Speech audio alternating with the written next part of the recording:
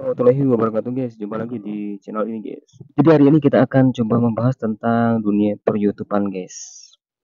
Eh, ada beberapa pertanyaan yang mungkin kalian para YouTuber itu untuk pemula ya, bertanya apakah konten berulang masih bisa monetisasi dan bisa mendapatkan dolar. Nah, jawaban kesimpulan saya sih bisa teman-teman. Bisanya itu tapi ada syaratnya, konten berulang yang seperti apa dulu nih. Nah, untuk penjelasannya lihat dulu yang berikut ini.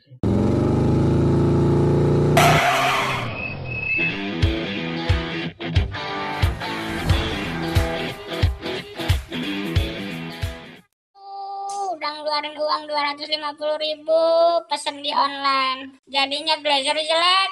Makanya pesen baju itu yang pasti-pasti bagus aja. Di sini nih tempatnya. Edi karya tailor, judulnya aja sudah tailor.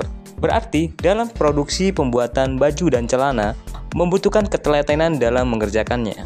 Poin penting dalam produksi tailor adalah menghasilkan jahitan yang kuat dan rapih. Tidak terburu-buru, tetap konsisten dan maksimal dalam menghasilkan sebuah produksi yang berkualitas. Jadikan dirimu berkualitas seiring dengan mode pakaian masa kini.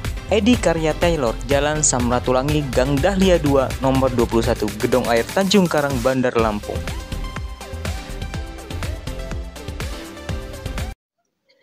Oke guys, jadi kita lanjutin pembahasan yang tadi ya.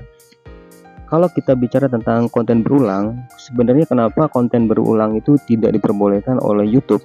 Karena itu merugikan si pihak pembuat konten guys. Jadi seandainya kalian gitu ya, membuat konten itu butuh perjuangan kan, produksi konten yang mahal, terus tiba-tiba kalian ambil tuh videonya, terus diupload di channel kalian gitu. Itu kan seperti kayak apa ya, seperti kayak mencuri konten orang lain gitu.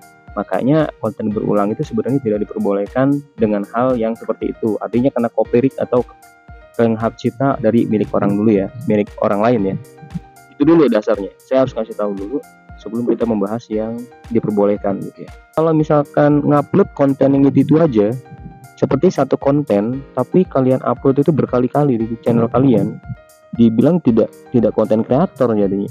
Tidak memproduksi produk baru. Judul di YouTube itu kan kita sebagai pemilik channel disebutnya konten kreator, dan harus memproduksi terus channel konten-konten baru yang fresh, yang membuat orang itu jadi pengen nonton gitu kan. Tapi kalau misalkan channelnya isinya satu konten, upload 10 kali 20 kali di channel itu gitu ya, itu seperti kayak bukan konten kreator gitu.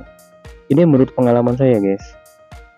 Nah, kalau misalkan kita bicara tentang konten berulang yang diperbolehkan, konten berulang yang diperbolehkan itu adalah konten berulang yang saya lakukan ini guys. Seperti contoh, saya memiliki dua channel, channel A dan channel B gitu ya. Terus saya itu mengupload di dua channel ini secara bersamaan itu dengan satu konten yang sama.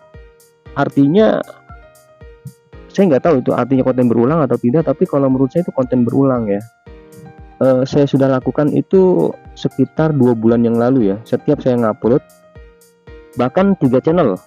Ada channel lain punya teman saya gitu ya, itu saya modif dikit dari kontennya, mungkin di bumpernya saya rubah gitu ya, tapi isinya sama. Jadi tiga channel itu saya isi dengan satu konten. Nah, itu yang sampai saat ini masih bisa menghasilkan dolar guys. Jadi tidak kena strike ya dari YouTube gitu. Jadi kalau misalkan teman-teman ingin melakukan konten berulang, teman-teman bisa lakukan hal yang semacam ini. Jadi 3 channel diisi satu konten.